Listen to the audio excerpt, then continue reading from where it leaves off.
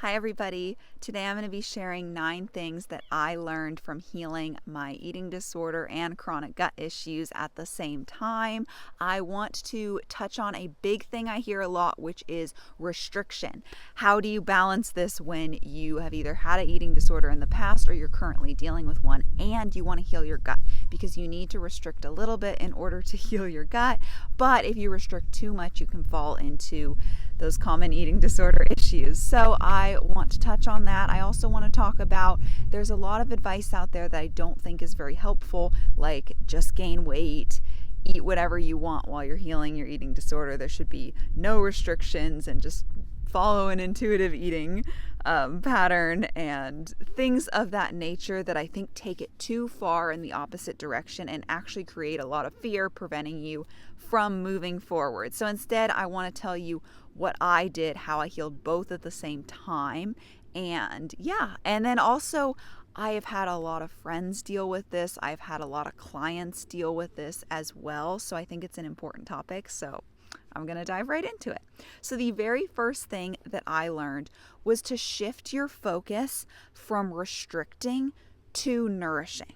So you need food to fuel you. You need calories, you need nutrients for your body to function.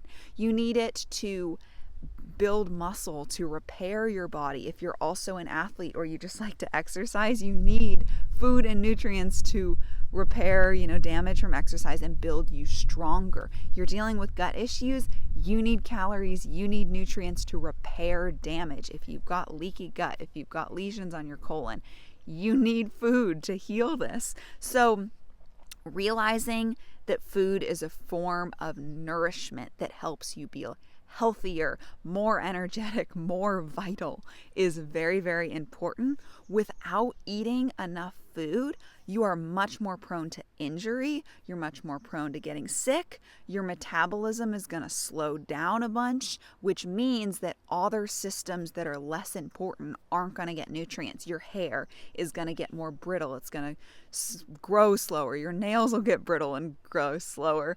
Your fertility can suffer. You can stop menstruating. That happened for me. I didn't have my period for 2.5 years when my gut issues were at their worst and when my eating disorder was at its worst. I was not eating enough food to fuel having a menstrual cycle because I wasn't eating enough to fuel myself, let alone another life. So here, a lot of times when you have an eating disorder, you'll get very focused on calories that you're consuming. Now, something here is you're probably focusing on how can I minimize calories right now? And there's this idea of how can I restrict things down? How can I eat less so that I can lose more weight or stay thinner? It's very, how much do I cut out to prevent gaining? But the thing is, when you eat enough food, you're not going to gain excess weight if you do it right. If you eat healthy, you're going to maintain a healthy weight. You're not just going to randomly gain a bunch of weight. So one thing I want to say to illustrate this is when I had made a lot of progress but wasn't fully healed of my gut issues or eating disorder, I was tracking my calories and my macros. I was eating 2,000 to 2,200 calories a day. I was weightlifting. I was very active. And I was 143 pounds. Now, I maintain this weight very consistently, but every single night, pretty much, I was a little bit hungry.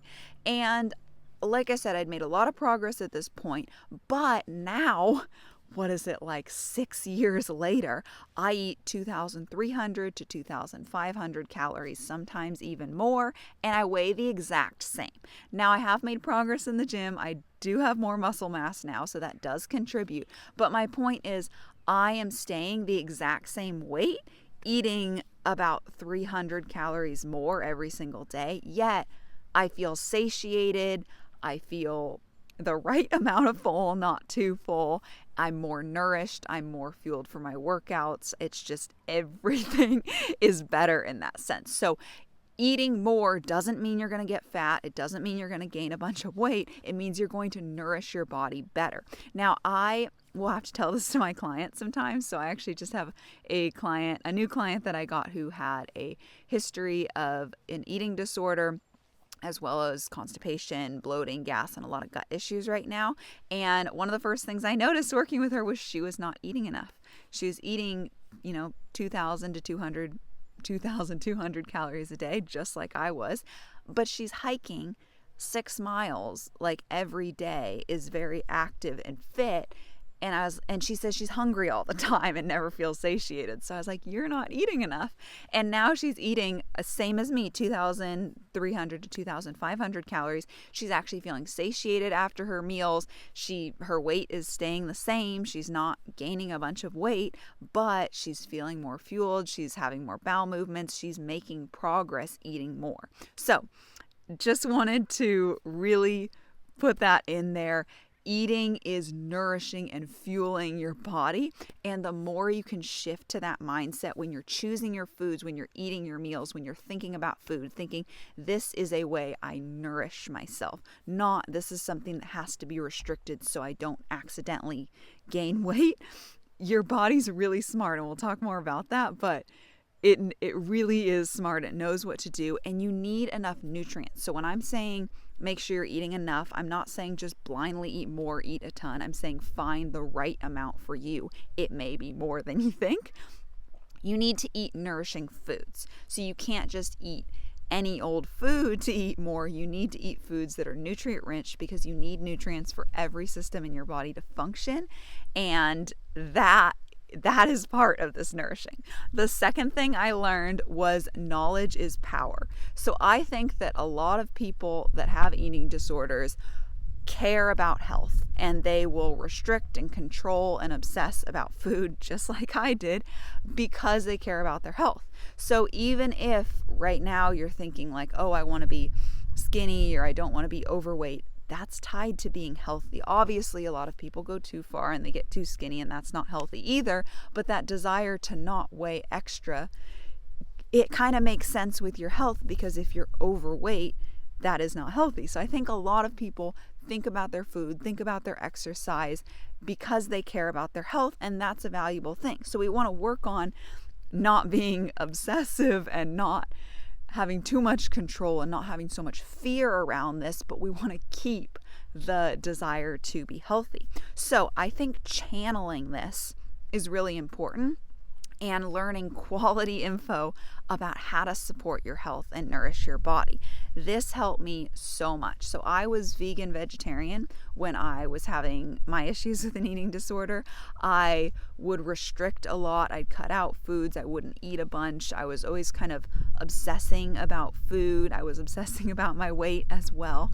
And the more I actually learned about health, that's what helped me to make that first shift of switching over to the nourishing. I learned what foods are good for me, what foods aren't good for me, how to eat the right foods, how my digestive system worked, why I was getting gut issues, how if I eat animal foods, if I eat meat and eggs and dairy and fruit and veggies, that will nourish me. It'll help me heal my gut. If I go and eat a bunch of grains and breads or processed foods or like a ton of raw veggies, that's going to be hard on my body and worsen my gut issues. So it's this shift of, all right, we're now restricting foods that are harmful to us. We're not restricting out of a fear of accidentally gaining weight or a place of fear. We're restricting out of a place of health, of, okay, I choose not to eat this because I know it's not ideal for me. And that is so important in healing your gut. You have to restrict some things, but you have to have that good mindset around it. So like I said before, move away from that, oh, I'm cutting all this stuff out, I'm restricting all this stuff, to focusing on the nourishing element. So yeah, you need to learn more about how to best support your health and your body. I will note that when I was first healing, I actually tracked my macros for a while. So that's writing down your calories, protein, fat, and carbs every single day. And this might sound like the worst thing to do if you have an eating disorder. And for some people, it might be, and it might not be a good path. For me personally, it allowed me to realize, hey, I'm eating the right amount. I had a lot of issues with trust in my body to eat the right amount. I struggled with, I would starve so much. I would starve myself a lot, and this tied in with my digestive issues. My stomach hurt. It felt like it was in knots. Things weren't working well, so it was hard to eat, and I wouldn't eat very much, let alone I was vegan vegetarian, so I wasn't getting enough nutrients in. But anyway, this point would come where I'd get so hungry from not eating enough that then I would binge and I would eat too much. My digestive issues would get even worse because I just piled a bunch of food that was not the best food on top of everything. I would feel really bad. It'd be hard to eat. So I created this accidental binge starve cycle from not nourishing myself and from having those gut issues. So I had a hard time trusting my body to eat the right amount. So when I tracked calories, and this was after I had healed a lot of gut issues too, so I had gotten out of that pattern, but still tracking them let me know, hey, I'm getting enough in and I'm not getting too much in. So it made me feel a lot more comfortable. It made me realize I was getting my macros in. I was getting enough protein in. That's something people can struggle with. So that little control there of writing down my macros let me feel more relaxed and go, okay, I don't have to think about food all the time now because I already planned this out and I know what I'm doing and it's going to work out okay. So I just wanted to add that side note of how that knowledge and paying more attention to your food can actually let you relax other times and in a sense pay less attention at other times and release some of that control. So also I wanted to note one of my friends who struggled with anorexia, with just restricting a lot of foods. She got very, very skinny at one point and over exercising. She went to an eating disorder recovery place, and there they wouldn't let her exercise and they controlled all the food. She didn't have control over any of the food. And personally, I just don't like that philosophy. It didn't even really work for her. What worked for her was when she got home, exercising a reasonable amount and finding that for herself and learning how to eat healthier. And now she's doing awesome and she doesn't have gut issues and she doesn't have an eating disorder and she looks great and she's really healthy, eats great, exercises. So I just want to say that mindset, it throws away the you're caring about your health part, and I don't like that. It's not that you shouldn't exercise at all. It's not that you should eat whatever you want. It's that you should be a little bit more intentional with not overdoing your exercise, not being too obsessive about what you eat, but it's still important to exercise and it's still important to eat foods that are nourishing for you and to not eat foods that are not nourishing for you. And yeah, just learning more about your health, learning what foods to eat, what foods to avoid, how your digestive system works, what's causing your gut issues, all of that will help you to heal your gut at the same time. So the third thing that I learned is to follow an ancestral diet, aka a Weston A. Price diet or Nourishing Traditions diet. So basically, this is eating like our ancestors did. And the reason I like this is because I think it's just based in common sense. So Weston A. Price, if you don't know, was a dentist, and in the early 1900s, he went around the world and looked at different populations to see what kind of foods they were eating, what kind of foods they were avoiding, and how their health was. And he came up with these principles that, eating animal foods, eating nose to tail animal foods, so eating as much of the animal as you can, while eating seasonal fruits and veggies and eggs and seafood and dairy and very high quality foods like this really nourished people and led to excellent health. And as soon as people nearby who had exposure to trade would introduce things like flour and sugar and refined foods and processed foods, and they would not include these nourishing foods like the organ meats and the bone broths and the fish roe and the things that our ancestors have eaten for a long time, they had a lot of health problems. So this whole way of eating is designed around what do humans thrive on, what foods are best for us, and what foods are harmful for us.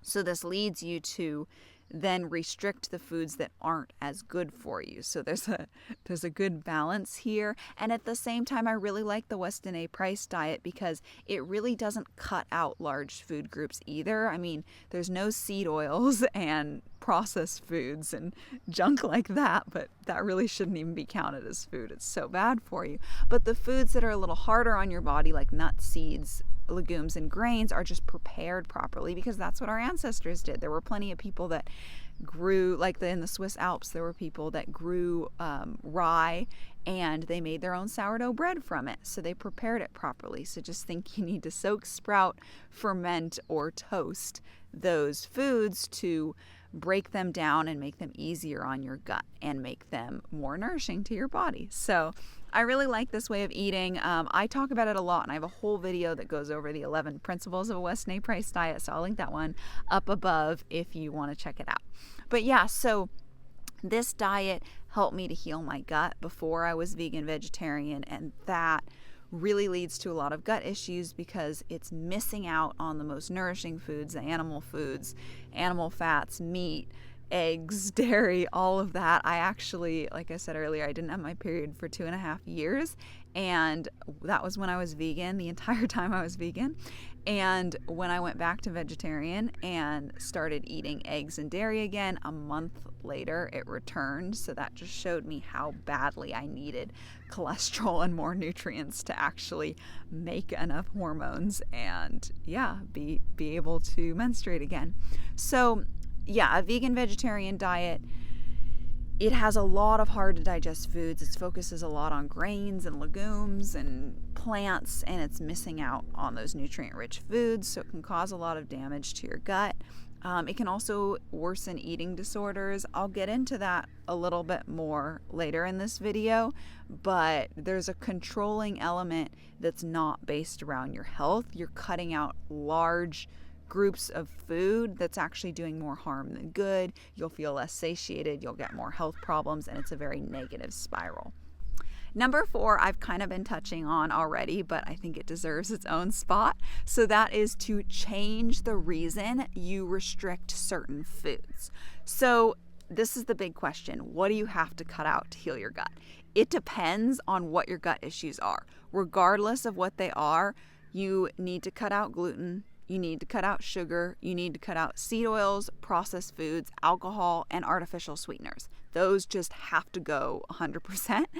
And beyond that, there's going to be a little bit more that you have to restrict. Like I said earlier, it's important that you properly prepare your grains, nuts, seeds, and legumes. If they're not properly prepared, you shouldn't consume them while you're healing your gut. Afterwards, you have a little bit of flexibility. Here and there, it's not a big deal, but you still want to do that most of the time. For some people, if you have leaky gut and autoimmune disease, Crohn's disease, ulcerative colitis, just something a little bit beyond IBS and indigestion and constipation and those sorts of things, if you have a more severe issue, you're really going to want to cut out that group altogether. Now, some people might have additional things. If you aren't doing well with dairy, you might have to cut that out for a little bit. If you have histamine intolerance, you might have some foods that you have to cut out a little bit for a little while. So everyone's going to be a little bit different, but there is some restriction that needs to happen to heal your gut. And I think that is no problem for most people with an eating disorder. Now, everybody is a little bit different, depends where you're at in your journey, depends what kind of eating disorder you're dealing with. There's a huge span of things that can occur, but especially if you've done some recovering already, that should be fine. And I think that it's really important to balance those things and replace basically your obsession with a focus on how to be healthy. And I think that is the most constructive thing you can do. So the reason for restricting these foods I just mentioned is because they're harmful to you. Sugar is going to be throwing your microbiome out of whack and cause gas and bloating and constipation and diarrhea and yeast infections and candida overgrowth and all of these different things. It's harmful. And these grains are going to have a lot of anti-nutrients that can cause leaky gut. They can scrape at your gut lining. They can add a lot of bulk that can cause constipation. They are very harmful to your body. They're not a nourishing food. And some of these foods are very empty calorie and processed foods that just aren't nourishing. And then, there's a lot of things like seed oils are incredibly inflammatory towards your body. So the reason you're not consuming them is because they're harmful to you. And that is an incredibly valid reason to not consume something. I do not think that you should just eat whatever you want so you, lose the sense of control when there are things out there that actually harm you. Now, with this, I also want to note that You have to restrict more while you're healing. You do have more flexibility later on. So these principles I'm sharing, I stick to like 90% of the time. Now that I'm healed, I make my own sourdough bread. I have that. I'll properly prepare rice and cook it sometimes. I'll go out to eat every once in a while, and it's not something normal, but when it's once in a blue moon, it's not going to kill you. So that element can be helpful down the road. But when you're healing your gut, you just don't want to be in that mindset of, oh, it's just every once in a while. You do want to be stricter in order to heal. It's once you're fully healed that you can go, okay, I'm sticking to this like 90% of the time. And if every once in a while I want to have something a little different, like I want to make a little treat and it has a little sugar, like then that can be okay. But don't push that too soon or you'll stay stuck in your gut issues for too long. Okay, so I also want to mention you don't want to restrict certain things. So you don't want to restrict fat from animals, not seed oils. You do want to get rid of seed oils. But animal fat is so beneficial for healing. It's rich in vitamin A. It's rich in all sorts of different things that are so good for you, different fat-soluble nutrients, vitamin E and K and D, and all these things that are so good for healing. So you don't want to restrict animal fat. Fat will not make you fat. Fat is very nourishing to your body, and it's very important. I eat 50% of my calories from fat and have no problem maintaining my weight. All right, so then animal foods. You don't want to restrict animal foods either. These are the most nourishing foods out there. And then you just don't want to be restricting foods out of this fear that you're going to like gain weight from consuming them. You really want to make sure you're restricting out of, okay, this is harmful to me. That's why I'm choosing not to eat this. You're not restricting out of a place of fear and a need for control. And yeah, so learning about an ancestral diet and how to heal your gut will help a ton with this as well. So the fifth thing I learned was to address the root cause of both. Now, this is why I think it's so beneficial to work on both at the same time. There is a huge overlap in the root causes of eating disorders and the root causes of gut issues.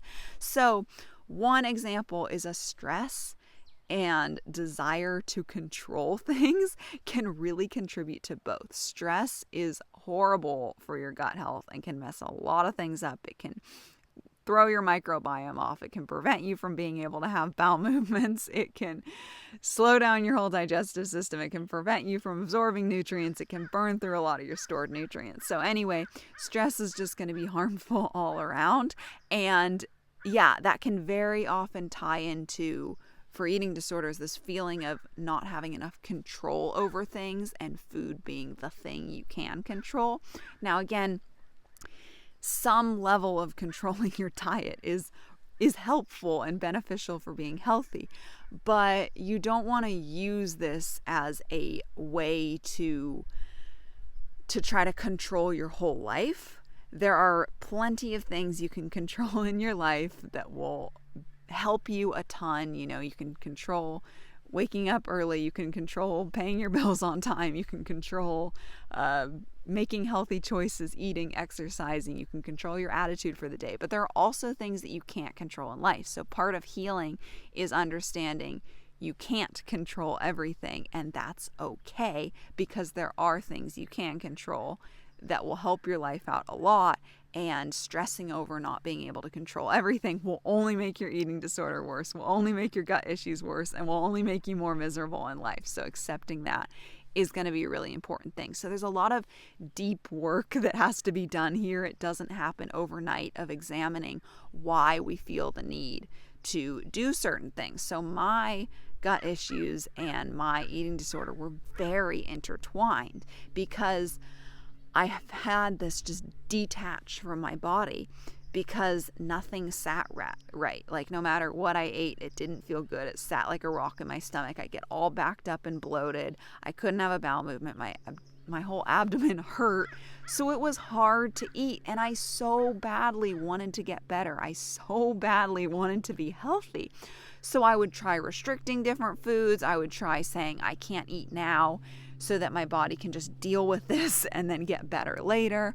But I just wasn't eating the right way. I was eating so many plant foods and hardly any animal foods, and for a chunk of that time, no animal foods, that it made my digestive issues worse. It made it so I wasn't nourishing my body. And then when I wasn't nourishing my body, I would get hungry and I wouldn't feel satiated, and then I'd eat way too much and I would binge, and then all that food would sit so heavy that it just made everything worse. So mine were very intertwined. Learning how to eat properly, eat a more ancestral diet, include more animal foods was so helpful. And also decreasing some stress, identifying what things were stressing me out.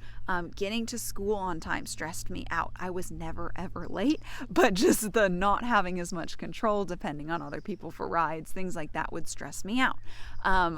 When I got to college, that honestly helped a lot because I could make my classes later in the day, and I actually had time to have a bowel movement in the morning. One of the things I struggled with in high school was you have to be at school early, and I didn't have time or feel comfortable enough to be able to go, and then I would get really backed up, and that would make everything worse. So you have to understand how these things connect, what the root causes of each are. This topic alone could be like a several hour long video. So there's a lot of deep work to do here, but realize there's a connection. Your gut affects your brain. You can look into the GAPS diet and just GAPS if you're interested in this, because your gut and brain have a huge connection. You make tons of neurotransmitters in your gut that affect your brain.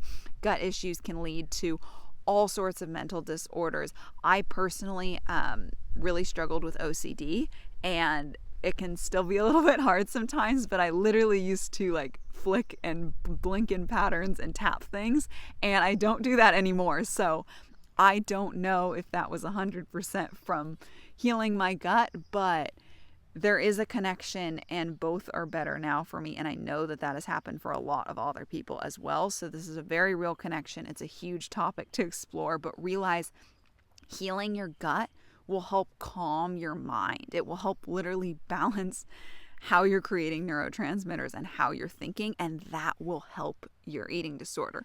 Healing your eating disorder and your relationship with food will help you feel calmer, which will help your digestion, build that trust in your body again, and then you can start eating to nourish yourself, eating to feel better. So these are so intertwined. The root causes for both are so connected. So it's really important to take the time, dig deep on this, journal about it, talk about it, just contemplate on it, and you will find more and more answers as you go. If you're looking for them, you will find them, and you'll find ways to improve. So the sixth thing I learned was nourishing your body helps you eat the right amount and feel light yet satiated. So I've talked about this a lot, but I wasn't eating the best. I was eating a vegan vegetarian diet. I was not getting enough nutrients in, and nutrients help you feel satiated. A huge reason for eating is to get the nutrients you need for all these systems in your body to function properly. So when you're not getting enough nutrients in, your body won't feel satiated because it's hoping that you will eat more and you'll get the nutrients that it still needs. That's why you can eat like a bag of potato chips and then go like, holy shit, I just ate 1,000 calories, and you don't even realize it and don't even feel that full. But if you had 1,000 calories of steak on your plate, it would be really hard to overeat that. So yeah, nourishing your body will help you feel satiated. Because I wasn't nourishing myself, I wasn't feeling satiated in the past, and then I would eat too much. Oftentimes I would miss that full cue, or it would come too late. Now, when I eat nourishing foods, when I eat plenty of protein, when I eat plenty of meat, once you feel full, you feel full, and it's hard to overeat. I will end my meal with a little piece of steak on the plate sometimes because that piece would be too much, and I'll save it for later, give it to my betrothed. It's like, it's really easy to not overeat when you're satiating your body. It's a way to build trust in yourself again. Your body will start to trust you that you will feed it enough, that you'll feed it the right things.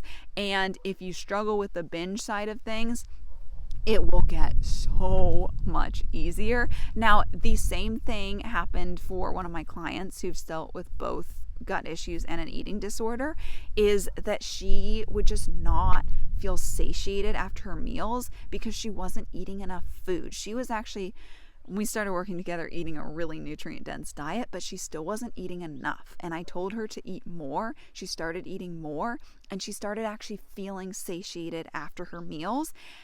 And then it just let her eat the right amount, not overeat, not undereat. And you feel light too. The more you heal your gut, the lighter you feel after your meals. So you're not going to feel this heavy feeling, this confused feeling of should you eat more or not.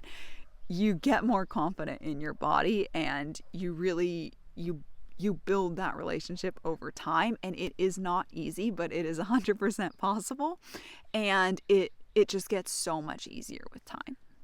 Okay, the 7th thing that I learned was find exercise you love. For me, it was weightlifting and running. I did ballet for a long time and I absolutely loved that, but there came a time where it was just done for me and I wanted to do something else, and I chose weightlifting, and I love weightlifting.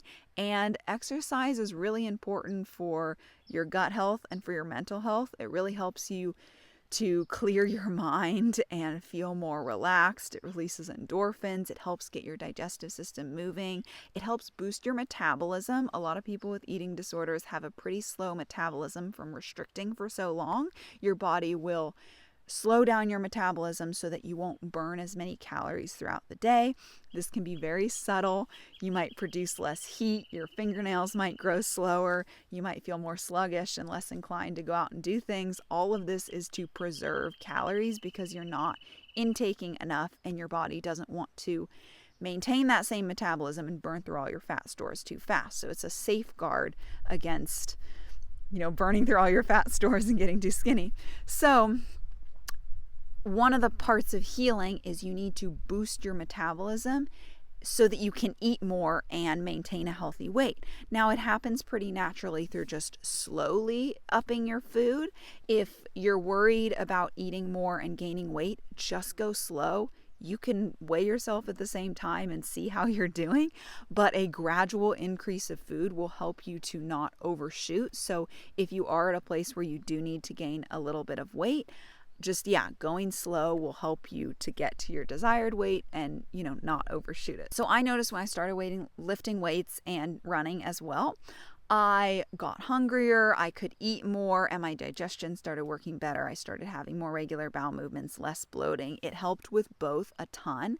You want to make sure you find something that you're not going too overboard and using it to worsen your eating disorder. So if part of your struggles is over exercising, find a way to tone it back a little bit to a healthy amount. Remember, if you're trying to build muscle, build strength, get stronger at something, the exercise is breaking down muscle, breaking down tendons, breaking things down. Your rest and recovery and eating nourishing foods is what actually builds it back up. Now, obviously, if you don't have the stimulus of breaking down muscle, then you're not going to get any better. But if you overstimulate and over-exercise, you're breaking down too much, you can get a lot of injuries, and then you would have to take more time off, and it just isn't going to allow you to thrive. So you want to find something that you're excited about excelling in.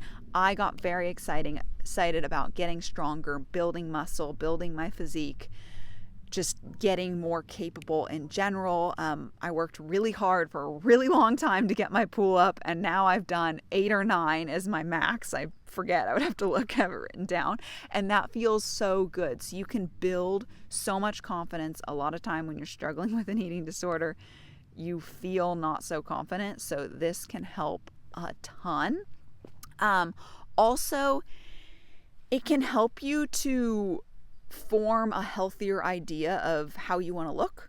For example, for a long time, I was doing ballet, so that probably influenced it a little, but I wanted to be skinny. That was kind of my ideal that I looked to. I wanted to be skinny. I thought it was kind of like you're skinny or you're overweight. And I was like, I don't want to be overweight, so I want to be skinny. But with time, that changed to I want to be fit and I want to be healthy. So now when I look at pictures of myself from the past, I think, oh, I looked so skinny, like I looked unhealthy, like I wasn't having my period, I wasn't fertile enough, I wasn't like feminine enough. Like there are things where I feel like, oh, that wasn't my best. I'm better now. So finding that new ideal to strive for is really helpful. And a lot of these things, I'm framing this video, things I learned, like I didn't understand them all in the time, but reflecting now on my past experience, I've come to these realizations over the years. So yeah, for me, looking at other women that lifted weights and seeing that, oh, it builds more of a feminine body, it builds nice curves, I like big quads, and it's like, I want to have bigger quads, like it looks cool, it's strong, like it's awesome. And also realizing that women who lift weights do not get bulky and look like men. It just does not happen without taking testosterone. So if you see pictures of women that look ridiculous and like very bulky and like men, they're taking testosterone. Like you just do not get that way naturally, and you would see it coming miles before that ever happened. It's hard to build muscle. It takes a lot of work. So if you are choosing to lift weights or considering that, realize that it won't make you look like a man if you're a woman. It will make you look more like a woman. It's a very exciting thing. So anyway, I just feel like this helped me so much because it shifted my mindset from, oh, I need to restrict my diet, I need to exercise to burn calories, I need to prevent weight gain, to, oh, I need to eat enough to nourish my body, to fuel my body, to help heal my gut, to help fuel my workouts, to help build muscle, and realize that it's a benefit, it's an upgrade. I don't have to worry if I'm doing these things about gaining excess weight, because when you're listening to your body, you're not overeating, you're nourishing your body, you're moving your body, you're just not going to gain a bunch of weight. You're going to maintain your weight pretty easily. Now you might gain some in the beginning if you are too skinny, but you can go slow. You can work out to help build better muscle. Another thing to touch on here is even though I gained weight, like I was 115 pounds at the worst of my eating disorder and gut issues, and I'm 143 pounds right now. So even though I gained weight, I gained a lot of muscle and a lot of strength. And I remember like at the worst of my eating disorder, I used to like pinch my stomach to see how much fat was there. And honestly, it's like the same now. It's not even that different, but I have abs now, and I used to have kind of like dimples, like a cellulite on my stomach, and it was because I didn't have enough collagen. I didn't have enough nutrients, so my skin was like lacking structure. I don't have that anymore. It completely went away from eating more collagen, working out, being more nourished. So there's a lot of ways that you can improve your body. But anyway, so finding exercise that you love can be really helpful. Try to find something where you can focus on improvement. So it could be building muscle, building strength, gaining a skill. Maybe you want to rock climb and get better at that. Maybe you want to do gymnastics and learn different skills with that. It can be fun to set those goals, like doing a press handstand was one of my goals, and that was really fun to work on and achieve. Getting a pull-up was one of my goals. I have different weight goals, so getting 135 pounds on squats was one of my goals, and that was really exciting. So getting the splits was one of my goals. Getting that was really exciting. So working on these skills and just shifting your focus. So the 8th thing I learned was to focus on being better, not perfect. And honestly, I learned this one pretty recently. A lot of people with eating disorders struggle with perfectionism. And I most certainly did and still do. I have gotten a lot better. It is a very challenging thing to work on. But something that I heard recently that I loved was, you're never going to be perfect. And if there was this state of like ideal perfection, what next? What are you going to do next? Like there's nowhere higher to go. Then life's boring and there's like no more purpose. You need to have that constant struggle to get better and better and better. So instead of focusing on how can I be perfect here? How can I set up the perfect diet? How can I set up the perfect approach? Just focus on being better. How can I make what I'm currently doing better and keep making it better and better and better. And that will do you a lot more. Also, accept that this is a process. You are not going to be perfect right away. It is going to take time, especially healing your relationship with food. This took me years, and sorry if that sounds discouraging, but it's just what can happen. But if you've already been working on this for a while, you've already put a lot of time into it too. It's just not something that happens overnight, and that's okay. Just focus on getting better and better at it. There are times you'll probably slip up a little bit, and it's okay. Get back on the horse and work on it. Again, you can do this. It's worth it. I feel so much better now. And it's the same with your gut issues. You're just not going to get perfect right away. It's going to take a little bit of time, but it doesn't have to take a ton of time either. I have clients that heal in 3 months. So if you really have a good plan and you do stick to it, you can make a lot of progress pretty quickly. I just want to emphasize that a healing journey is a journey, and there's always room to improve, and you'll get better and better as time goes on. So the 9th thing that I learned was to have a strong reason why you want to heal both your gut and your eating disorder. Now, the more specific you can get on this, the more personal, the better. There's a great quote by Nietzsche that is, "He who has a why to live can bear almost any how." And that really translates over to your goals, because there will be struggles and there will be roadblocks. It is how life works. But when you have a strong why, you will then approach these struggles as, what do I need to do to overcome this? What do I need to do to still make this happen? How can I navigate this challenge and come out on top, instead of, oh, this is hard, never mind, and giving up. That's not good. So your why is going to be one of your most powerful things there. So let's think of some examples. So let's see. For myself, I care very much about my health. And over the years, it's gotten so much deeper than that. Why do I care about my health? Why do I care about being better? For me, it's tied in a lot with the meaning of life and with family. I think that it's important to live my best life, to honor all of my ancestors that came before me, and to set up my descendants who will come after me to have the best life. My health will affect my children's health very, very much. Your nutrient intake and your gut health has a massive effect on your children's health. So just how I live, the way I think about food, the way I interact with food, the kinds of foods I eat, that will all be role modeled to my children in the future, and they will see this, and that will influence them. My strength and working out and eating healthy affects bone density. It affects so many things that will then affect them. It affects genetics. So for me, a lot of it comes down to, I want to be the best that I can be, to honor my ancestors that came before me and my descendants that will come after me. I want to be a strong person on that line who contributes a lot. I want to contribute health and vitality and set my kids up for success in that way. And I want my life to have meaning and purpose, and that is a huge component of that. So that is scratching the surface, but I don't want to make this too long.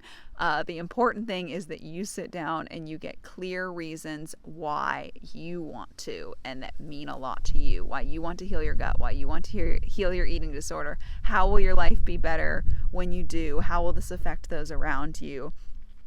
All of that is going to be really important. So anyways, I hope this helped you. If you are struggling with an eating disorder and gut issues, know that you can heal both. I know it can feel like a challenge to tackle both at once, but honestly, they go hand in hand, and working on both at the same time will help you heal the other one. A lot of the same things are going to help you heal with both. So yeah, anyway, I hope you had some helpful insights. If you have any other tips or things that have helped you on your journey, leave them in the comments. I love hearing from you guys, and I'm sure it would help other people out a lot as well.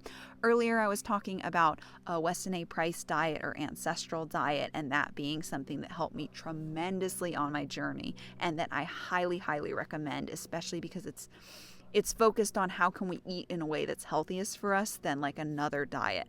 So anyway, if you want to learn more about how you can implement that, I have a video about the 11 principles of a Weston A. Price diet. So I will leave that on the screen in just a second so you can check it out if you want. If you want to learn more about healing your gut holistically with an ancestral diet and natural holistic principles, consider subscribing because I talk about that all the time. Thank you so much for watching.